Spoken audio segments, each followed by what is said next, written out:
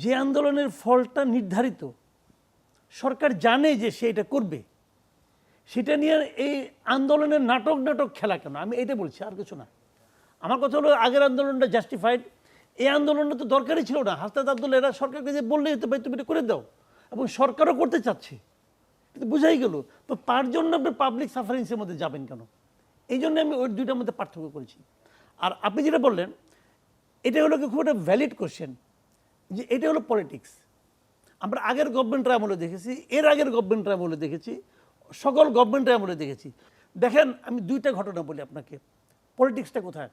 এই যে ঘটনাগুলি বললেন এগুলি অনেক বড় ঘটনা আমাদের জাতির সার্বভৌমত্বের জন্য। সঠিক কি বেঠিক এই আলোচনায় আমি যাচ্ছি না, কিন্তু কিন্তু ঘটনাগুলি বড়।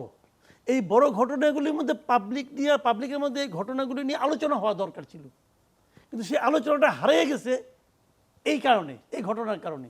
অথচ এই ঘটনা কোনো বড় ঘটনাই না, যেটা সরকার যে কোনো মুহূর্তে ইচ্ছা করলেই এই সিদ্ধান্ত নিতে পারে। আন্দোলনটা কখন হয়?